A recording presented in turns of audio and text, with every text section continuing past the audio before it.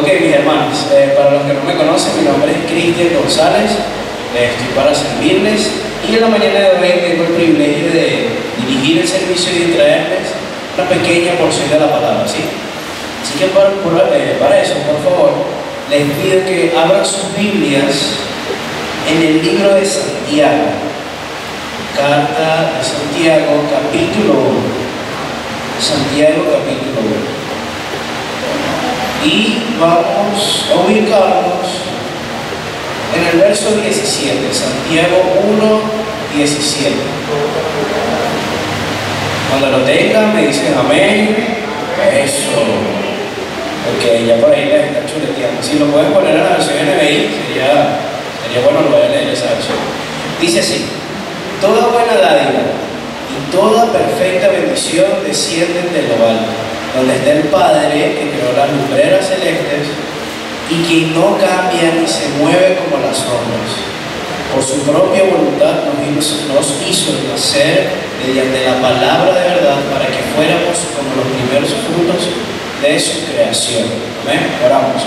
Padre, en tu nombre te damos gracias, Señor, por este día, Dios amado. Gracias porque podemos tener la libertad, Dios, de adorarte, Dios.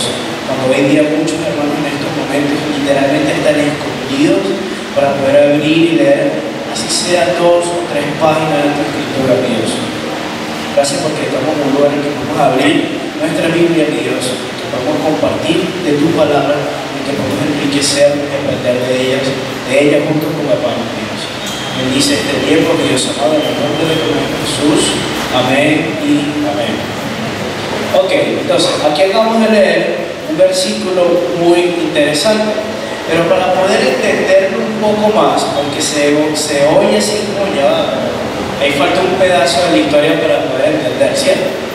Vamos a irnos rápidamente y vamos a leer desde el verso 1 para poder entender un poco más del por qué Santiago nos está diciendo toda buena dádiva y toda bendición descienden de lo alto y que donde está el Padre que creó las lumbreras y que no cambia ni se mueve como las sombras. ¿Por qué Santiago está diciendo eso? Vámonos al verso 1. Lo voy a leer rápidamente.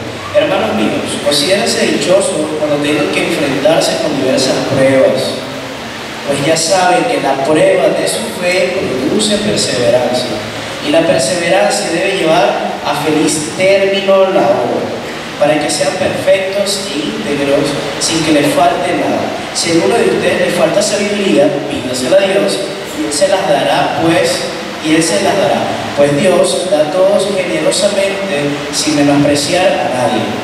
Pero pide con fe, sin dudar, porque quien duda es como las olas del mar, agitadas y llevadas de un lado a otro por el viento. Quien es así no piense que va a recibir cosa alguna del Señor. Es indeciso e inconstante en todo lo que hace. El hermano de condición humilde debe sentirse orgulloso de su alta dignidad y el rico de su humilde condición, porque el rico pasará como la flor del campo.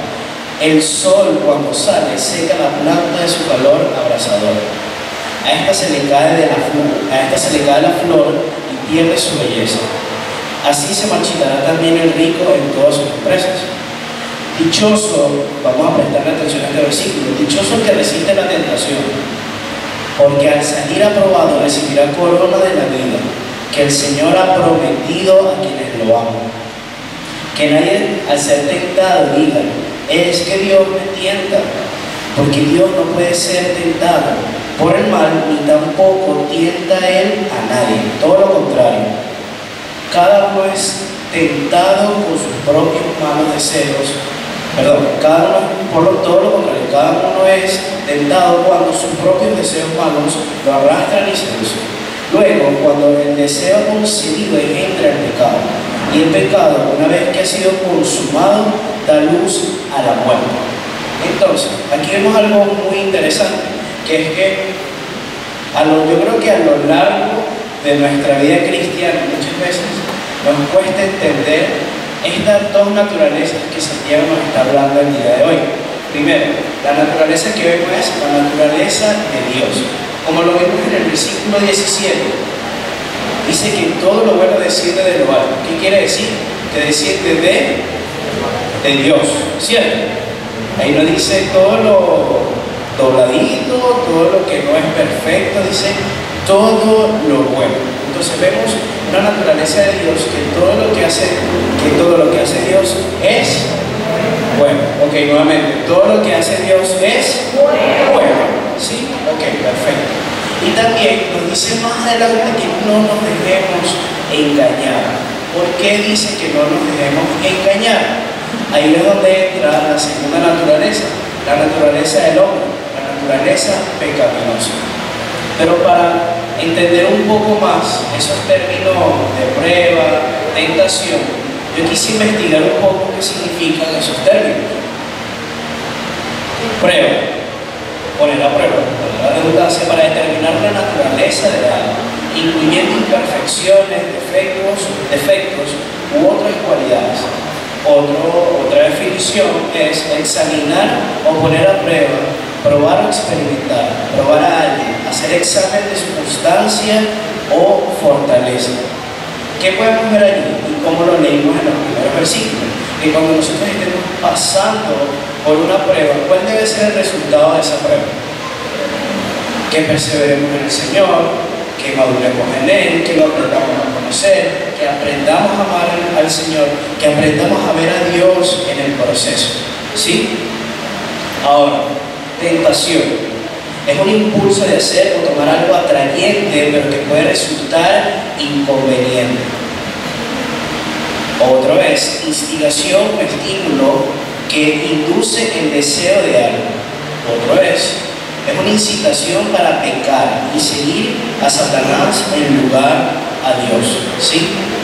Aquí Santiago me encanta porque él es muy tajante y te dice de una vez que estés pendiente con el doble ánimo, porque el doble ánimo te va a hacer confundir entre discernir, identificar cuándo es una prueba y cuándo es una tentación. ¿Sí?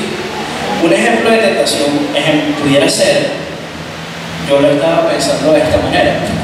Imagínense una persona que sufre del azúcar, que no puede comer mucho porque, bueno, le afecta. Pero esa persona ama demasiado la torta, o sea, la ama con locura. Y esa persona sabe que cuando vaya al trabajo de camino hay una panadería, que si él se desvía 5 minuticos, a veces compra su Velvet muy buena, y que va a llegar a la oficina y que se va a sentar con su torta y se va a tomar con un café bien sabroso. Entonces tú dices, entonces esta persona llega, se levanta y dice, si yo me levanto 5 minutos más temprano, yo sé que yo puedo pasar por la panadería, porque yo de verdad no aguanto las ganas de comer torta. Yo lo necesito, porque si no, no rindo, si no voy a estar más como todo el día en la oficina, yo me voy a ir más temprano. Y ahí empiezas a concebir algo que tú sabes que no va a traer nada bueno a tu vida. Imagínate que esa persona repita eso todos los días, sufres del azúcar, ¿qué vas a obtener? Te vas a dañar tu cuerpo. Ahí no concebiste el pecado, ahí tú sabías que existía una tentación y tú decidiste darle pie, decidiste alimentar ese pecado que, como dice Santiago, al final lo concebiste y eso lleva a la muerte. Algo así es la tentación. Ahora yo les pregunto, ¿Dios obra de esa manera? Dios les dice, yo voy a permitir una prueba en tu vida para que tú al final tengas muerte.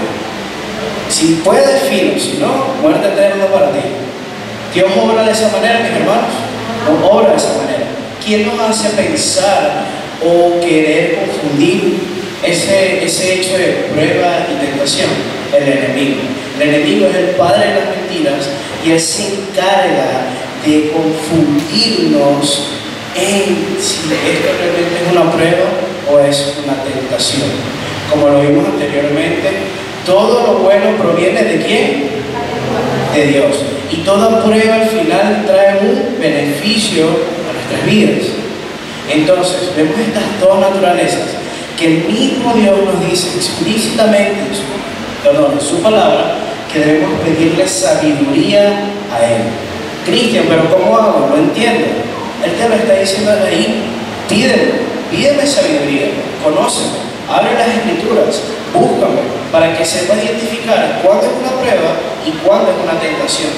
Una prueba quizás pueda ser, Señor, que estés trabajando en tu paciencia y tú sabes que van a llegar circunstancias en tu vida en las que tu paciencia va a ser probada, ¿sí? Eso es una prueba, pero que tú sabes, porque si tenemos en nosotros el Espíritu Santo, Él te va a dar discernimiento, Él te va a decir, esto te inquieta, pero tú sabes que va a ser bueno. Yo odiaba cuando yo estaba jugando y jugaba con gente que no era tan buena influyente, y mi mamá me amarraba la cabulla de una vez, y me molestaba enormemente, porque yo quería jugar, pero ella veía más allá, ella veía, estos chavos no son buenos para mi hijo. ¿Qué hacía ella? Me lo quitaba. Para mí era una prueba que me provocaba pegarle 4 gritos, y si le pegaba 4 gritos, perdía 4 dientes. Entonces, muchas veces no vamos a entender el proceso, vamos a llevarlo a un extremo, pérdida de un familiar, una enfermedad terminal, quizás esos sean procesos que el Señor permite en nuestra vida para procesarlos. Y es difícil de entender, podemos tener todos los años del mundo en el Evangelio, pero es difícil de entender. Pero allí el Señor nos dice que tenemos que tener sabiduría para eso. Tenemos que pedirle sabiduría, perdón.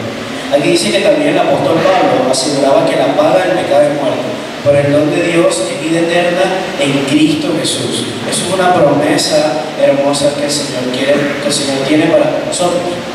Y la dádiva del Señor de que habla allí no es más que el regalo de la vida eterna. No tomemos la dádiva y los regalos del Señor como las cosas terrenales buenas que Él te pueda dar. Eso no es una dádiva del Señor. La dádiva y lo bueno del Señor es regalarte una vida eterna, hacerte un nuevo hombre, hacerte una nueva mujer, ¿sí? Hecha a su imagen y semejanza.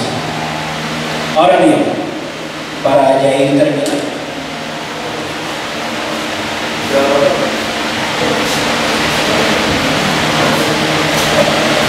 Ok, perfecto, voy.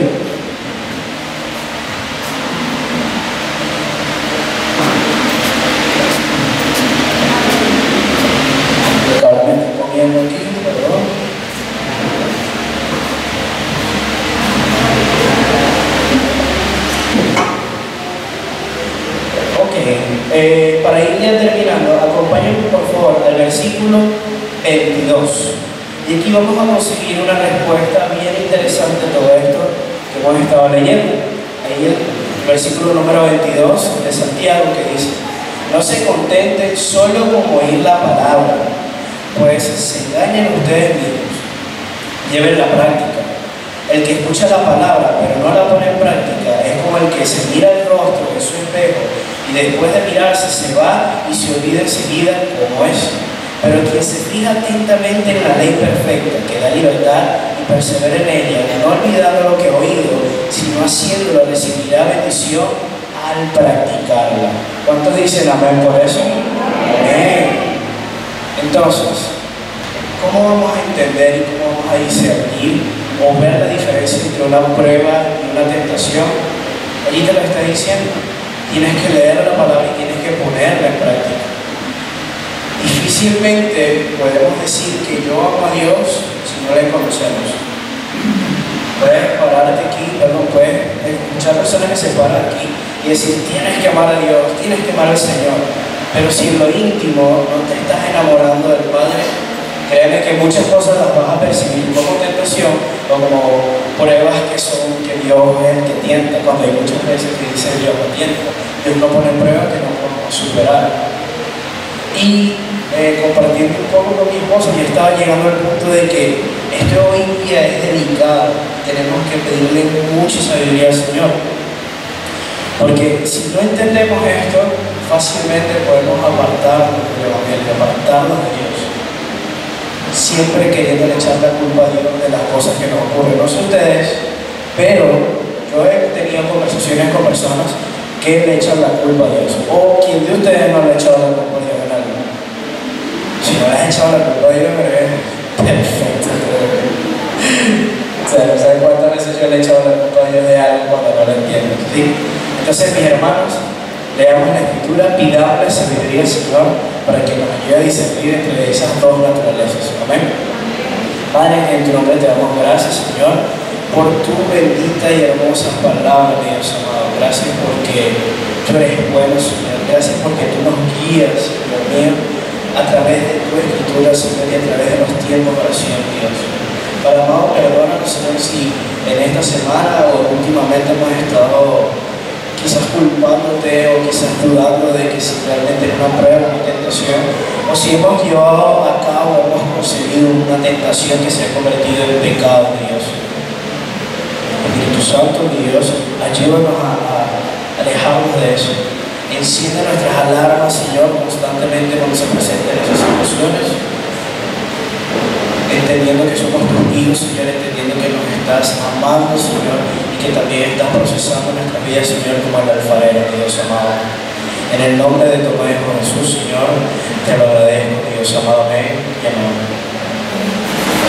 Buenos días, ¿cómo están? Me van a disculpar, hermanos, me encuentro ronco y no voy a poder predicar, entonces no vamos a darle así, ¿ok? Hermanos, no se pierdan la buena oportunidad de ir al paseo. No solamente como para que usted se distraiga, no solamente como para que hay otra cosa, sino para que podamos compartir y ser una sola unidad, un solo cuerpo. Como la Biblia declara, somos el cuerpo de Jesús. Y en la unión, en el compartir, es donde se manifiesta Dios con su espíritu y su poder vivificador en medio de la iglesia. Entonces, el paseo no solamente es para pasear, ya que estamos paseando, realmente es para tener comunidad, coinonía, compartir entre nosotros, ¿ok? Más adelante, ahorita ya no ver por qué se lo estoy diciendo. Y segundo, vamos a hablar un momentico ahorita por nuestro hermano Juan, que se descompensó. Entonces, estaba a punto de desmayarse y ya vamos a terminar mejor, ¿ok? Entonces vamos a orar un segundito por nuestro hermano. Gracias, Señor, por nuestro hermano, nuestro querido hermano Juan, Señor, un miembro que tú has traído a esta comunidad, Señor, de amor, para que mostrarnos tu amor, Señor, a través de él, de su compromiso, de su entrega, Señor. Gracias por nuestro hermano Juan, que por este tiempo ha estado compartiendo con nosotros, Señor. Te pido que lo vivifique, Señor, que ayude en su cuerpo, Padre Santo, para que se restablezcan sus valores y él pueda sentirse, Señor, muy bien, muy animado, Padre Santo. Te pido para que tú lo sigas cuidando, Señor, y sigas manteniéndose, Padre Santo, con buena salud, si es tu voluntad, Padre Santo. Haznos comprender a nosotros, Señor, pero también a él tu buena y santa voluntad. Amén. Amén. Bueno, mis hermanos, estamos estudiando la carta de Santiago, ¿verdad? Santiago, el líder de la iglesia de Jerusalén, ¿se recuerdan? Escribió la carta de Santiago en el Nuevo Testamento, ¿sí o no? ¿Cómo que no? Ok. Estamos en el libro de Hechos, ¿verdad? Uno de los documentos más importantes que hallamos en el Nuevo Testamento, incluso es la tapa del frasco que nos ayuda a entender el resto del Nuevo Testamento. Allí es donde podemos saber y descubrir cómo es que un evangelio que se predicó en Jerusalén por medio de Jesús llegó ahora a conquistar todo el imperio romano. Porque si nos quedamos en los evangelios, solamente quedamos en que Jesús murió, resucitó, dando la buena noticia, declarando la justicia de Dios en su vida y siendo él el ungido de Dios. Y allí quedamos. Pero de repente, si no estuviese el libro de Hechos y pasamos de Hechos a Romanos o a cualquier otra película, ¿cómo es posible que el evangelio haya llegado a Asia Menor, a Europa? ¿Cómo es posible? ¿Cómo es posible este suceso? Nos podemos preguntar. Entonces, el libro de Hechos es la clave que nos introduce al resto de todo el Nuevo Testamento, ¿ok? Estuvimos conversando hace un tiempo, cuando yo estuve enseñando, que el libro de Hechos es un libro muy particular en el Nuevo Testamento. Es una carta que Pablo le escribió a quién. ¿Ah? ¿Quién? Lucas, muy bien. Le escribió a Teófilo. Le iban a decir a Timoteo. No, Lucas le escribió a Teófilo, ¿verdad? Lucas le escribe a Teófilo esta carta para un fin. Lucas quería generar algo en Teófilo. Estuvimos conversando que Teófilo posiblemente era el mecenas o el que estaba pagando toda la investigación toda la escritura de la carta o del libro de los Hechos de los Apóstoles, ¿ok? Otra cosa que estuvimos hablando, conversando acerca del libro de Hechos de los Apóstoles es que si nosotros lo leyéramos, estamos pensando que los sucesos están sucediendo un día, mira, no sé qué va a pasar mañana, y pasa el suceso. Pero el hecho es que esta carta fue escrita alrededor de 20 o 30 años después de que sucedieron todas estas cosas, todos estos sucesos. Entonces, el escritor Lucas está mirando hacia atrás, recordando, buscando información, recabando información para él agarrar toda esa información y editarla y plasmarla en una sola obra. ¿Ok? ¿Qué está haciendo Lucas? Está escribiendo todo lo que está pasando al momento. ¿Ustedes creen que habrá sucesos que se quedaron fuera del relato, que se quedaron en el tintero, como dicen? Posiblemente sí, porque el libro de Hechos está seleccionando narrativas específicas para formular una idea o un argumento central. ¿Ok? Posiblemente sucedieron más cosas fuera de aquí, no lo sabíamos, no quedaron registradas, pero la verdad es que sí sucedieron. Por lo menos hay algo que el libro de Hechos no narra, y es que el Evangelio también llegó a Asiria, llegó a Babilonia, llegó a esa zona donde estaban ellos por allá, y por allá hay iglesias antiquísimas que tienen escrituras muy antiguas. La traducción de la Biblia al idioma, ¿cómo se llama? Un idioma árabe. Es hoy uno de los fragmentos donde se toma para la erudición de las traducciones y ver cuál es mejor, cuál es peor, cuál está mejor el tema o en cuál se transmitió mejor el documento principal. Entonces, el libro de Hechos no relata qué pasó en eso, qué pasó en Babilonia. Incluso la tradición nos dice que uno de los apóstoles de Jesús llegó hasta India. El libro de Hechos habla de eso. Disculpen, porque me gusta verlos.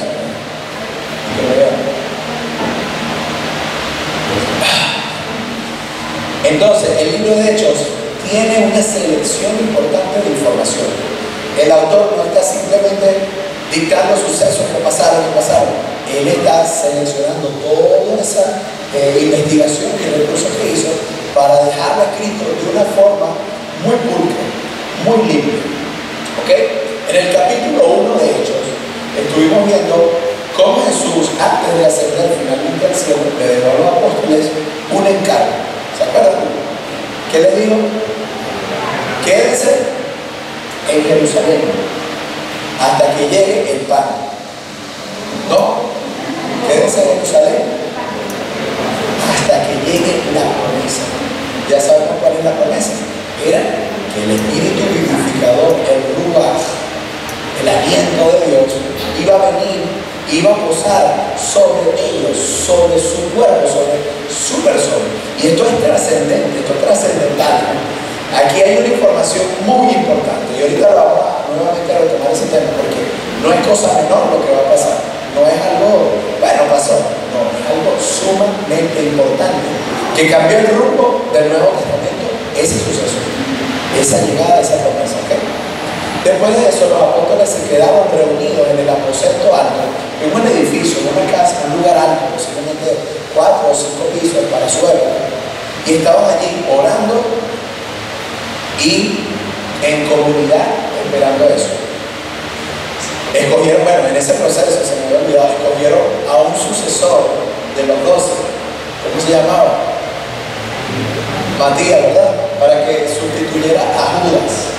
Ahí hay una información importante que ya debieron haber visto. No la voy a mencionar porque no es el tema de hoy. Pero esa cambiar, ¿cómo decirlo? Sustituir, esa información de sustitución, hay algo importante de fondo. Pasamos al capítulo 2. En el capítulo 2 se nos presenta nuevamente la historia. Han pasado días, posiblemente, después de que sucedió esto. Posiblemente han pasado alrededor de 40 a 40 y algo de días después del aposento alto. Tenemos un lapso de 40 días de tiempo aproximadamente. Y ellos dicen que estaban reunidos para la fiesta del Pentecostés, ¿verdad? La fiesta de las 50 semanas. Estaban reunidos allí. Esta fiesta se celebraba ¿cuándo? Un tiempo después de la Pascua, ¿ok? Aproximadamente 50 días después de la Pascua. ¿Qué sucedió en la Pascua antes, hace 50 días? ¿Qué pasó en la Pascua? ¿Quién la recuerda? ¿Ah? No la escucho. Jesús estaba comiendo con ellos y esa misma noche fue entregado y ese pasó la noche tortuosa de ser llevado de un principal a otro principal hasta que al día siguiente crucifíquenlo y mataron a Jesús. Y vamos a ver cómo Pedro va a interpretar esto. Pero sucediendo o siguiendo con esa narrativa, dice que estaban todos en la fiesta de las 50 semanas. Había personas de todas partes del mundo, porque se nos habla de naciones, partos, medos, elamitas, de Asia, africanos, de todo el mundo. Se nos dice eso.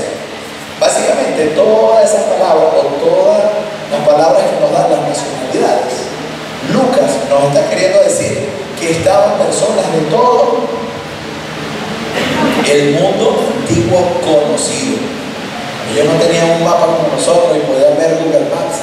Ellos decían, bueno, hasta aquí conocemos, no sé qué más para allá. Y hasta donde conocemos están todos aquí, este es el mundo para nosotros. Estaban todos reunidos. Hasta que de pronto, ¿qué sucedió? Empezó un estruendo, una brisa fuerte a soplar, como un viento recio.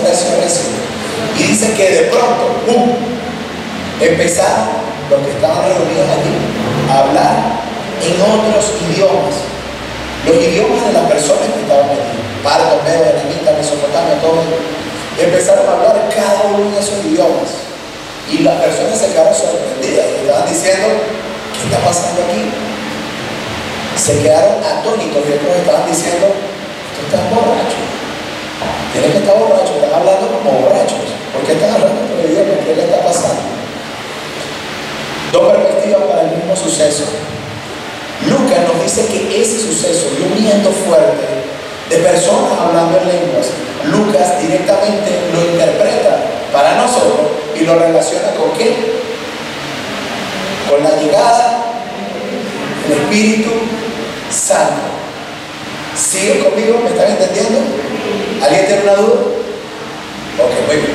La idea es que todos nos entendamos. Si tienen preguntas pueden hacer, no hay problema. A mí me gusta que haya feedback. Bien, entonces, este viento solano, esta brisa fuerte, Lucas nos dice que la llegada del Espíritu Santo, él la vio, él la interpreta como que si fuese fuego sobre las personas, como lenguas de fuego que se posaban sobre las personas. Y hay una palabra importante. Lucas dice que era como fuego. ¿Era fuego? No. Era como fuego. Le repito, la narrativa de Hechos está hecha de manera milimétrica. Y Lucas nos está evocando una imagen del Antiguo Testamento. Bueno, principales imágenes. ¿Qué pasaba cuando el pueblo de Israel salió de Egipto y estuvo en el desierto? ¿Qué veían ellos? ¿A quién seguían? ¿Cómo sabían a dónde ir? ¿Qué había? Una nube, ¿verdad? De humo en el día y una columna de fuego por las noches. ¿Cómo sabía el israelita que Dios estaba con ellos? Porque veían que eso que estaba allí era la misma presencia de Dios que estaba guiándolos. Es más, Dios, Jehová, en este caso Elohim, le dijo a Moisés, el yo soy, le dijo, enviaré mi ángel delante de ustedes. Y ellos estaban viendo eso. Ellos estaban diciendo, el ángel del Señor, en pocas palabras, la misma presencia del Señor está con nosotros guiándonos. Todo esto es así hasta que de pronto llega al Sinaí, la montaña. Y en la montaña de Sinaí sucede algo todavía más extraño. Dios manda a santificar a todo el pueblo. ¿Se acuerdan? En Éxodo, Dios lo manda a santificar y de repente Dios le dice: hagan esto, esto y esto, purifíquense, porque voy a montarme, voy a aparecer, voy a estar sobre una montaña, sobre la montaña del monte Sinaí. ¿Quién recuerda la descripción de cuando la presencia de Dios tocó esa montaña? En el libro de Éxodo. ¿Cómo fue ese momento? ¿Ah? Dice que había un estruendo que se escuchaba como una trompeta, que la tierra estaba temblando, que había fuego y humo en la montaña. ¿Por qué estaba pasando eso en la montaña? La presencia de Dios estaba sobre ese lugar. Ya están haciendo sus propias conexiones. Más adelante, cuando construyen de manera final el tabernáculo, hicieron, ¿cómo se dice? Cuando tú haces algo, se me olvidó la palabra. Bueno, hicieron una serie de cosas para prepararse para que Dios se posara sobre el tabernáculo. Un rito, exactamente. Hicieron su ritual para que Dios se posara sobre el tabernáculo. Dice que agarraron, hicieron, se volvieron a purificar y estaban todos. Imagínense una carpa gigante en el desierto, imagínenselo conmigo. Y estamos todos expectantes. ¿A qué hora es? ¿Qué va a pasar? Cuando de repente se empieza a colocar una nube de humo y fuego sobre el tabernáculo. Los pelos se nos empiezan a parar. Estamos quedándonos locos. Sentimos un peso que no podemos describir, porque no es que nos está agarrando algo, sino que hay un peso que se siente, que le llaman el peso de la gloria del Señor, que se está posando sobre el templo. Y dice la Biblia que estaba su presencia llenando todo el templo. Hay algunas partes en la Escritura que nos dicen que el trono de Dios está sobre los querubines. ¿Se acuerdan la tapa del propiciatorio? La tapa que tenía dos querubines mirando hacia abajo. El trono de Dios, Dios se posaba sobre el propiciatorio. Su presencia misma se posaba sobre el propiciatorio. Ahora, si nosotros tomamos todas las descripciones de cómo ha sido la presencia de Dios en medio de su pueblo y la relacionamos con Hechos capítulo 2 que vamos a tener, las mismas imágenes que se están repitiendo ya, Lucas de manera sabia y de una manera muy inteligente te está diciendo: epa, ¿se recuerdan del Antiguo Testamento? ¿Se acuerdan de la presencia de Dios? ¿Saben qué está pasando? Ahora Dios ya no se está poniendo en una montaña, ya Dios no se está posando sobre un templo, una tienda en el desierto, ya Dios no está en un templo, en una montaña. Ahora Dios se está posando sobre cada uno de los creyentes. Cada uno de los creyentes es el templo de Dios.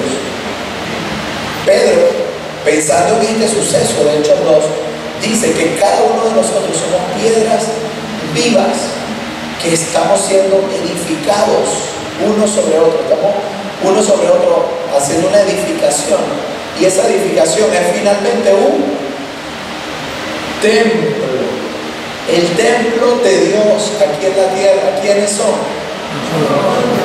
Su pueblo, nosotros. ¿Están siguiendo lo que está queriéndonos decir Lucas con todo esto? Es trascendental, de verdad, es trascendental. El Espíritu de Dios, el que creó la vida en Génesis cuando se estaba moviendo sobre la faz del profundo abismo, en las aguas, ese Espíritu que está vivificando, el Espíritu por medio del cual los profetas hablaron el mensaje de Dios hacia el pueblo, el mismo Espíritu de Dios que abrió el mar, el que les dio maná, comida, que en el Antiguo Testamento pensar en la presencia de Dios era tan sublime que incluso que le dio el ángel de Jehová cuando estaba en la zarza Moisés? Moisés, este lugar es tan santo, mi presencia está santificando tanto este lugar, quítate las sandalias. No puedes entrar ninguno a mi presencia, quítate las sandalias. La misma presencia de Dios, que si un sacerdote entraba impuro a ofrecer sacrificio, se moría por la presencia de Dios. Esto es un detalle sumamente importante, porque ahora la presencia de Dios está sobre los creyentes.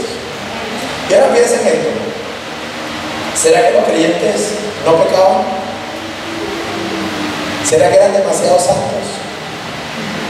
¿Será que tenían algo especial? Que bueno, él era muy bonito y el otro tenía mucho dinero, entonces Dios se posó sobre ellos. Eran como cualquiera de nosotros. Y la presencia de Dios se está posando sobre ellos y está haciendo de su cuerpo y de su vida un lugar santo, un templo separado. Hermano, si usted no le da miedo o no le causa temor pensar en la presencia de Dios en nuestra vida, cuando hacemos algo malo, es porque posiblemente no esté su presencia en nuestra vida. Hermanos, el hecho de que el Espíritu Santo hiciese de cada creyente su templo santo es muy importante, porque a partir de aquí es donde todo el Nuevo Testamento se va a construir. Todo lo que dijo Pablo, todo lo que dijo Juan, Santiago, Pedro, todo lo que dijeron ellos, todo, absolutamente todo, dudas, se construye sobre la base de que somos su templo, somos su pueblo, somos su cuerpo y estamos aquí por una razón. Y la razón no es venir los domingos a la iglesia, necesariamente. Quiero que se pregunten ahorita, esto es un repaso, pero quiero que se pregunten ahorita, ¿por qué tú estás aquí? O sea, la verdad, dame una razón verdadera. No me lo respondas ahorita, pregúntate, ¿qué haces tú aquí sentado hoy? Vengo porque quiero, porque no quiero estar solo en la casa. Vengo porque es bonito. Una vez escuché que un predicador dijo, cuando le preguntaron a una persona que por qué venía a la iglesia, él le dijo, oye, porque es el único sitio donde puedo dormir tranquilo. La música es suavecita, hay airecito, bueno, no hay. Nadie me molesta y las sillas son cómodas. Es el único sitio donde puedo dormir. No me perdería un domingo si es el único sitio donde puedo dormir. Hermanos, podemos tener muchas razones, pero solo debería haber una razón por la que estamos hoy aquí. Y quiero que se pregunten realmente eso. No se engañen, no se caigan al cuento, no se mientan a ustedes mismos. Piensen realmente por qué están aquí. No es cultura, mi mamá, mi papá. Yo antes era católico y esto es lo que hacíamos, entonces ahora lo hago aquí. Piensen realmente qué están haciendo hoy aquí. Y vamos a abrir la Biblia en el libro de Hechos, capítulo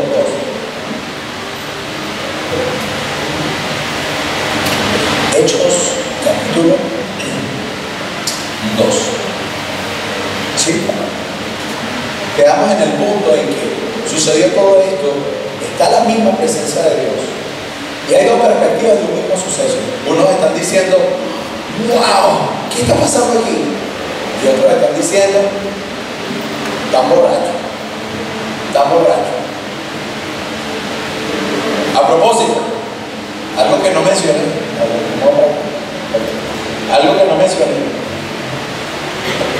el hecho de que hablaran lenguas en un momentito no les hace recordar un relato anterior. ¿Qué relato? ¿Ah? La torre de Babilonia, ¿verdad?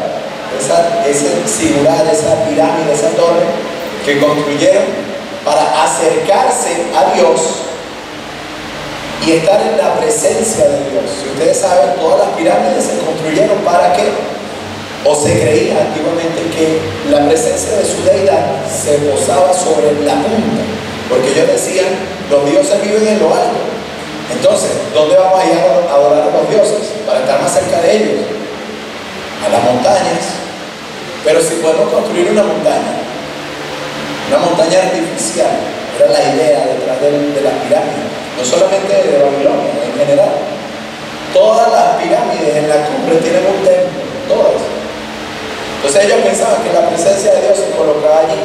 Y todos los hombres, en ese capítulo 11, creo que es, fueron a la pirámide y querían acercarse a Dios. Pero Dios le dice, no es a su forma, es a mi manera.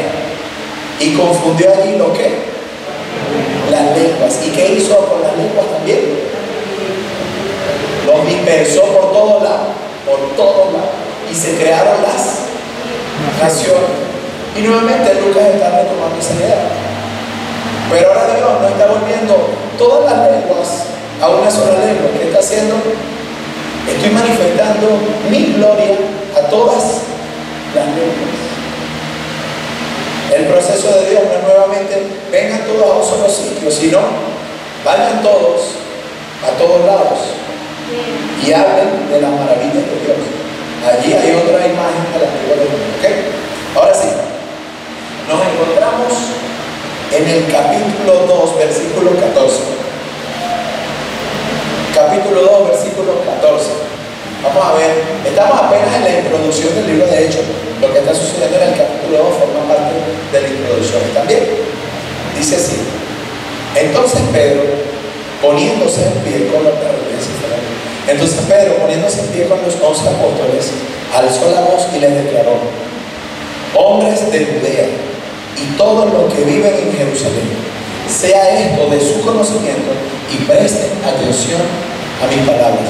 Yo tengo la versión, la Biblia de las Américas, entonces difiere un poquito, pero es casi igual. ¿Ok? Presten atención a mi palabra. Pedro, ¿qué hizo? Se puso en pie. Están todos por allí hablando en lenguas. Están otros que estaban diciendo están borrachos. Están otros que están sorprendidos. Y Pedro dice: escúchenme. Escucha. Versículo 15. Estos no están borrachos, como ustedes suponen, pues apenas son las 9 de la mañana. La hora tercera es las 9 de la mañana. Estos no están borrachos, sino que esto es lo que fue dicho por medio del profeta Joel. Y ahora todos con su Biblia, por favor, lean conmigo. Versículo 17. Y sucederá en los últimos días, dice Dios, que derramaré de mi espíritu sobre toda carne, y sus hijos y sus hijas profetizarán, sus jóvenes verán visiones, sus ancianos soñarán sueños, y aún sobre mis siervos y sobre mis siervas derramaré de mi espíritu en esos días, y profetizarán, y mostraré mis prodigios arriba en el cielo y señales abajo en la tierra: sangre, fuego, columna de humo. El sol se convertirá en tinieblas y la luna en sangre, antes de que venga el día del Señor, grande y glorioso. Y sucederá que todo aquel que invoque el nombre del Señor será salvo. Esto le suena apocalíptico, ¿verdad? Suena, va a pasar algo feo. Eso va a ser terrible, el día del Señor. Pero ¿qué está diciendo Pedro acerca de eso que suena tan apocalíptico? ¿Qué está diciendo? Léalo allí. ¿Qué está diciendo el versículo 16?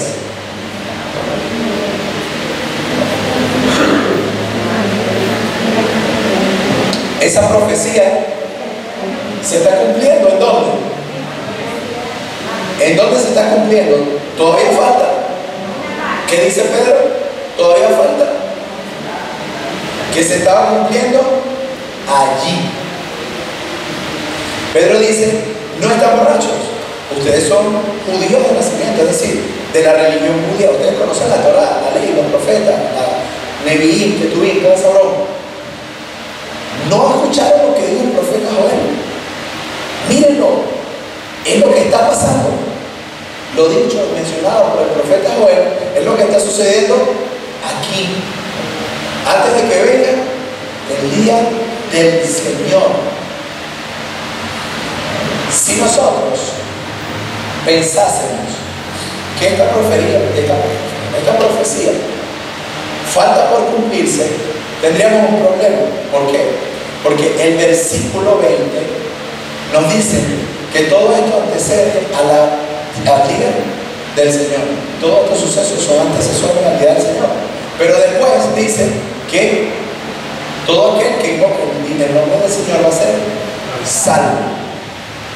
Entonces, para entender un poquitito qué está pasando en esa profecía, que el mismo Lucas, citando a Pedro, está diciendo, Pedro está interpretando el Antiguo Testamento. ¿Sí? ¿Han escuchado que la Biblia se interpreta a sí misma? Pedro está tomando el Antiguo Testamento y está dándole una interpretación. ¿Cuál es su interpretación? Lo que dijo el profeta Joel es lo que está pasando ahorita. Es lo que está diciendo Pedro, ¿sí o no? ¿Sí o no? Sí. Ah, ok. Pues esto está ahí. Lo está diciendo Pedro. Ahí lo estamos leyendo. Hay un concepto que está en nuestras mentes que lo relacionamos directamente con Apocalipsis y se llama Día del Señor. El Día del Señor. El Día del Señor. Y pensamos que el Día del Señor va a ser horrible, porque solamente cuando pensamos en el Día del Señor vemos un aspecto del Día del Señor. Daniel, Sofía de el video, ¿sí? Verlo poniendo ahí, ahorita te aviso cuando lo suben.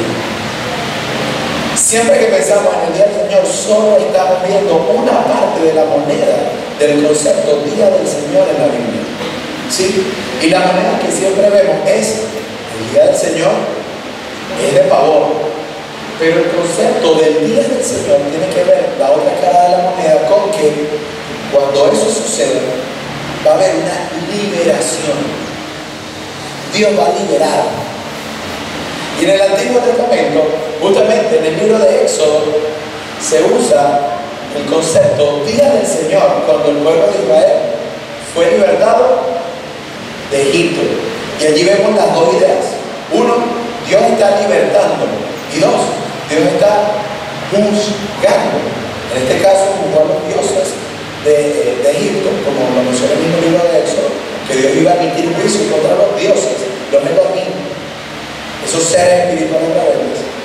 Pero Dios también emitió juicio contra el faraón por su necedad y su terquedad, y contra toda la nación por su idolatría.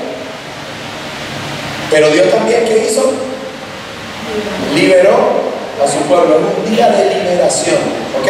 Vamos a ver el video.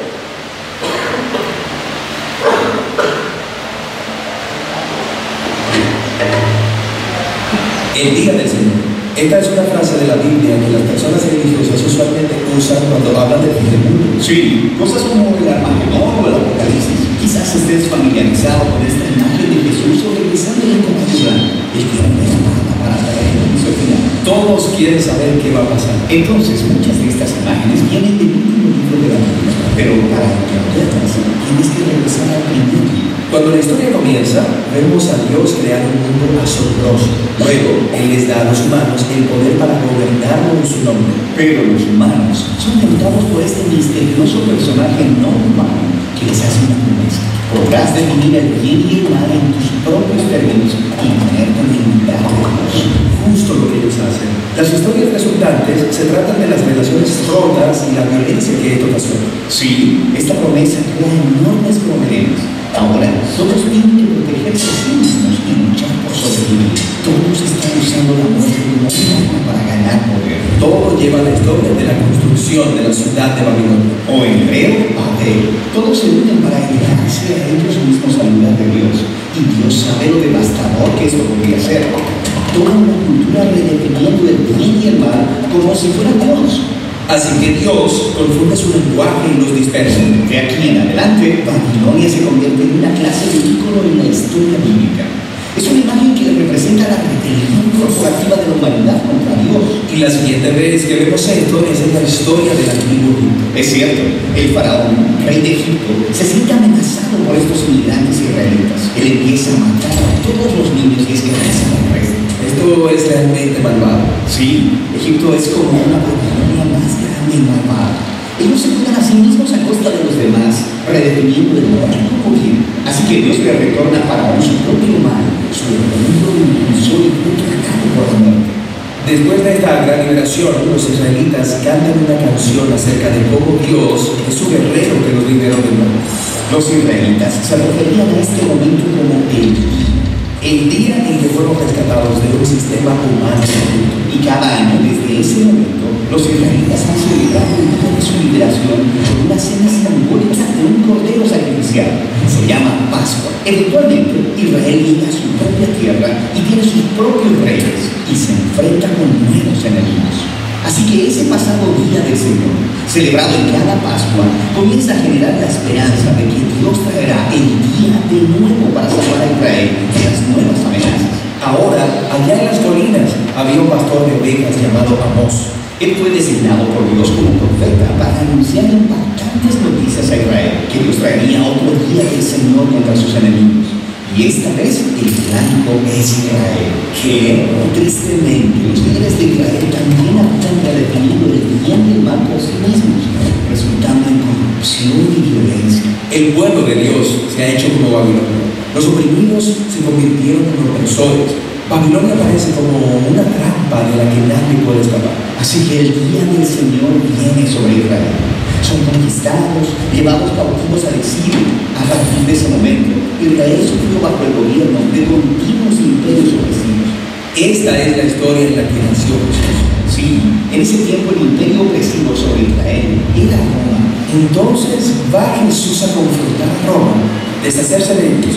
Bueno, no. Jesús vio como el verdadero enemigo a ese mal misterioso no humano, ese mal que había seducido a Babilonia, Egipto, Roma e Israel.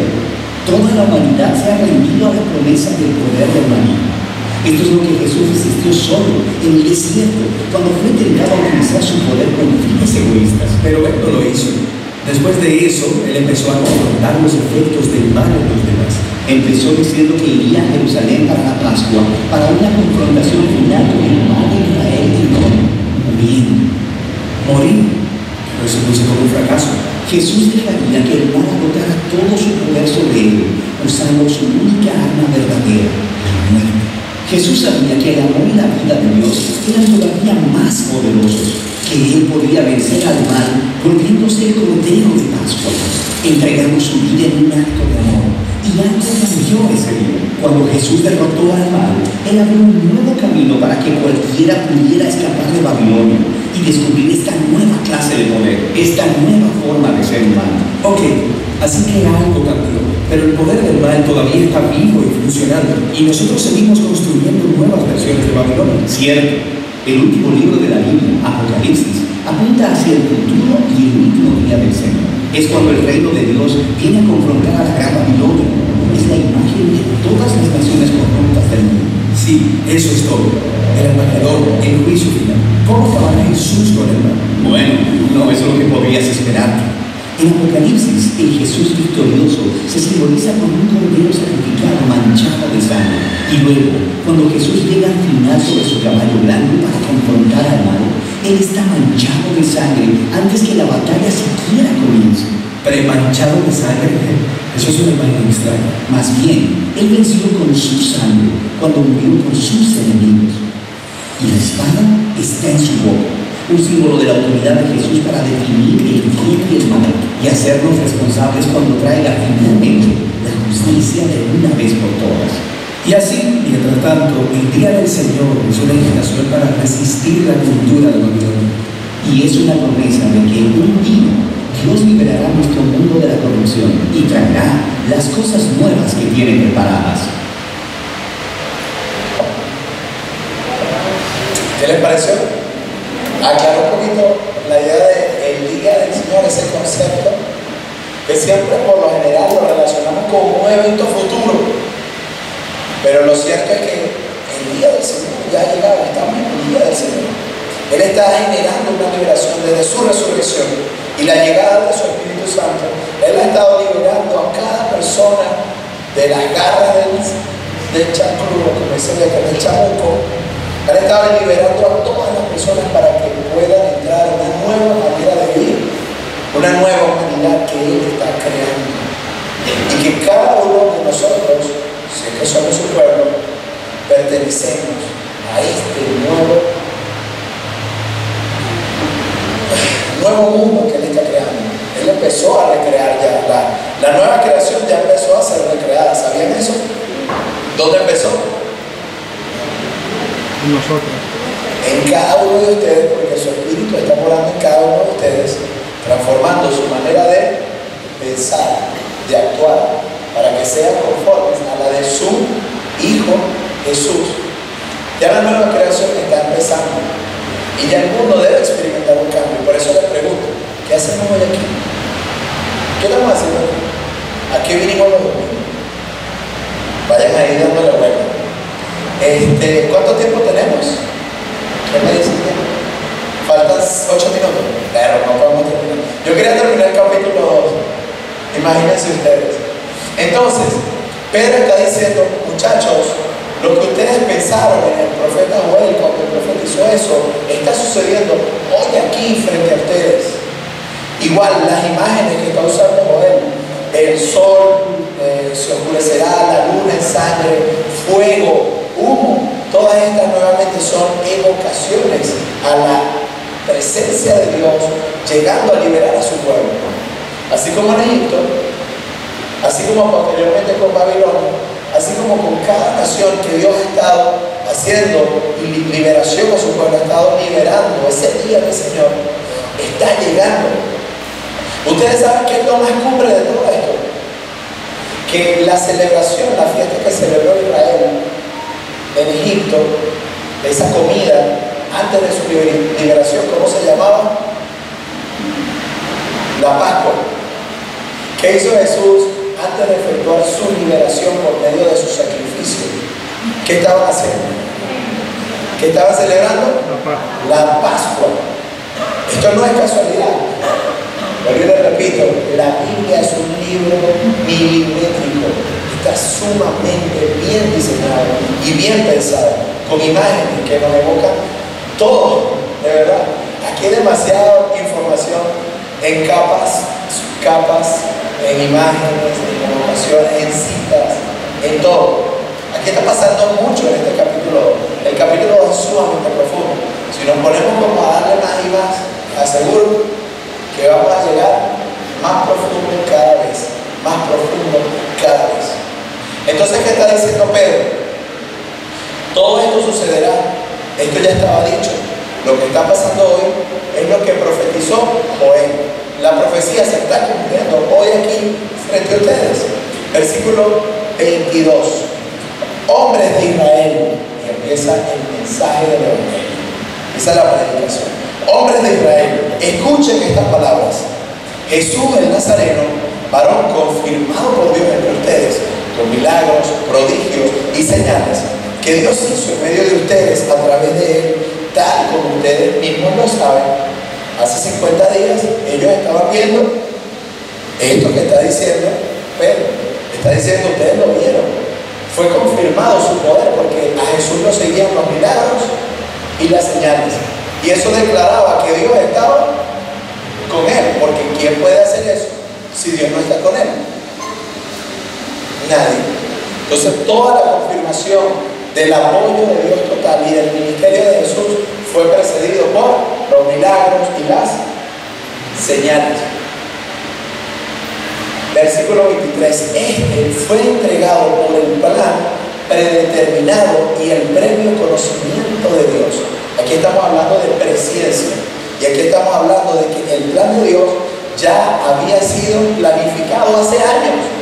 No fue que a Jesús lo mataron primero, vamos a matarlo. Y Dios, ¿y ahora qué voy a hacer? Lo mataron.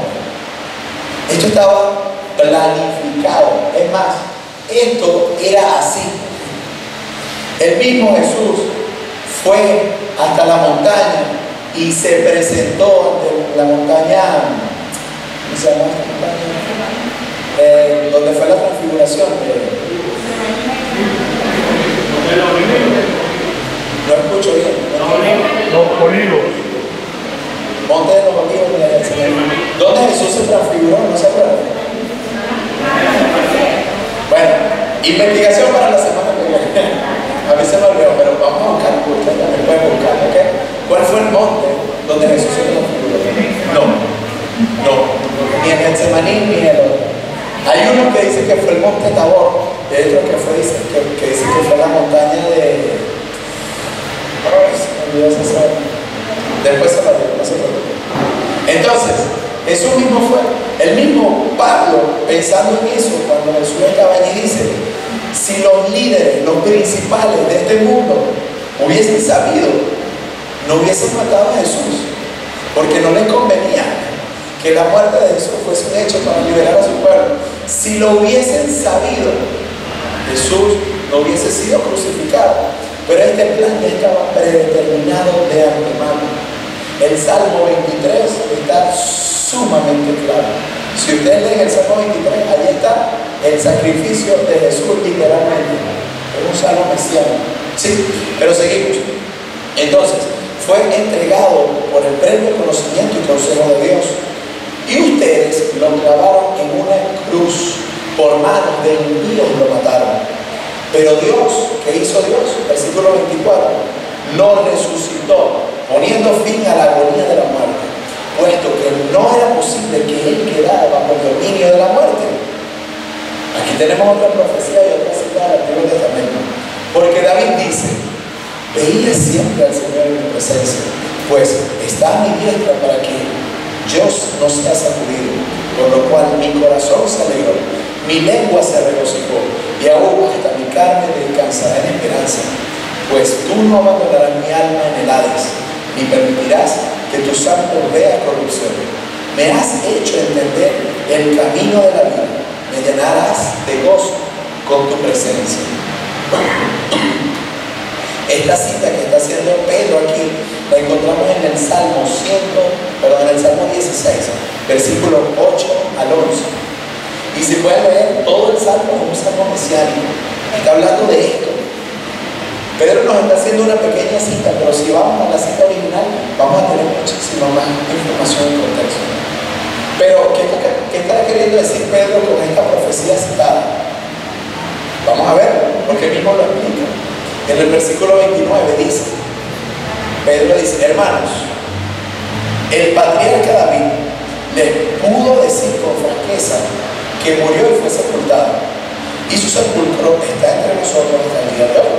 Este salmo lo dijo David. ¿Y qué dice Pedro? Y David se murió y lo enterraron, y sabemos dónde está enterrado. Ahí está el sepulcro de David. Entonces, si eso es así, versículo 30, pero siendo profeta y sabiendo que Dios le había jurado sentar a uno de sus descendientes en el trono de Dios, ¿se acuerdan que le preguntaron los discípulos a Jesús antes de ascender? Señor, ¿cuándo devolverás el reino a Israel? ¿Cuándo se sentará alguien en el trono? ¿Y qué le dijo Jesús? Muchachos, no se están dando cuenta. Eso no les incumbe a ustedes. Yo estoy sentado en el trono. Básicamente, ¿qué hizo Jesús en su ascensión? Se sentó a la diestra en el trono cósmico celestial de Dios. ¿Dónde está Jesús? Sentado en su trono. Y aquí es lo que me dice nuevamente la cita. Dice, Dios le había prometido a David que iba a sentar a uno de sus descendientes en el trono. ¿Y qué hizo David? David miró hacia el futuro y habló de la resurrección de Cristo.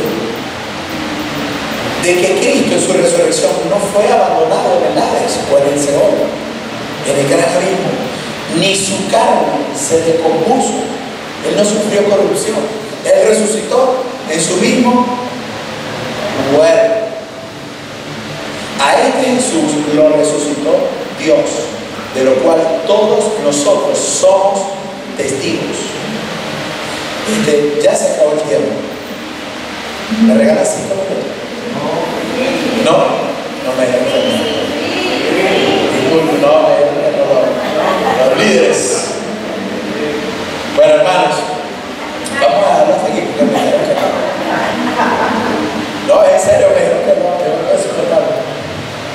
Yo quería de verdad terminar todo el capítulo 2, entonces vamos a dejarlo hasta aquí, continúa la semana que viene. Quedamos a mitad de la predicación de Pedro, ¿sí? La predicación de Pedro pudo haber sido más larga que ella. Vuelvo y le repito, Lucas está tomando un argumento y lo está colocando en su vida. Pedro pudo haber hablado ahí un rato de más que eso. Porque si hacemos una lectura rápida de esto, la predicación no duró ni 15 minutos. Posiblemente Pedro duró mucho más. Pero ¿qué está haciendo Lucas? ¿Qué quiere hacer Lucas? Quiere formar un argumento en su mensaje y en su libro. Entonces está colocando esto aquí. Incluso, después de esto se nos dice cuál fue el resultado de los que oyeron esa predicación. Y dice que se compungieron en espíritu y creyeron, porque vieron que lo que estaba dicho en el Antiguo Testamento se había cumplido en la persona de Jesús, que el día de liberación había llegado, que su espíritu se había posado sobre cada uno de ellos y que ahora ellos están súper empoderados para una nueva obra de Dios, para la nueva creación de Dios. Antes de cerrar, y ya para ir cerrando faltó, voy a tomarme el atrevimiento de que leamos rápidamente, porque empezó mi idea en la semana, el versículo 43 de Lucas 2. ¿Sí? Dejé una pregunta en el aire y les dije, ¿qué hacen ustedes hoy aquí? ¿Qué estamos haciendo aquí? Reunidos. ¿Qué es esto? ¿Por qué no nos quedamos en la casa? ¿Por qué no nos quedamos durmiendo ese domingo sabroso? ¿O nos levantamos a comprar los ingredientes para la sopa? ¿Qué hacemos aquí? Y quiero que lean esta imagen, este recuadro, no solamente de manera de lectura, no vamos a leer mucho de esto, pero miren esto. Sobrevino temor, Lucas 9, Hechos 2:43. Hechos 2:43. Hechos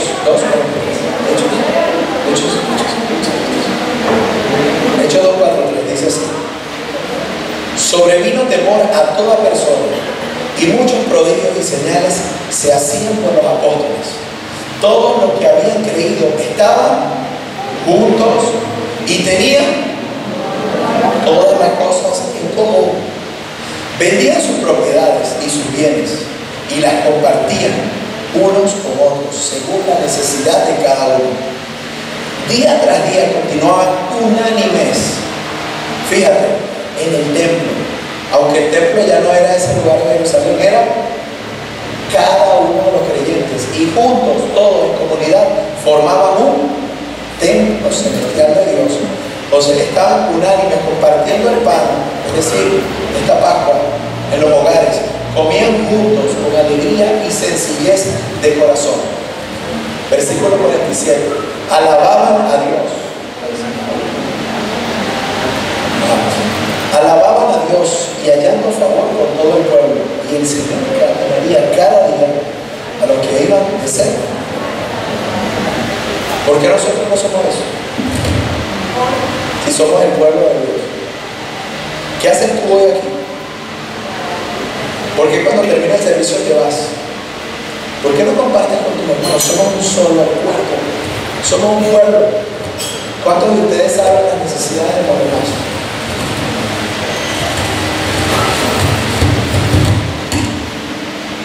¿Cuántos de ustedes saben de lo que está pasando en la casa de su vecino, hermano de la iglesia?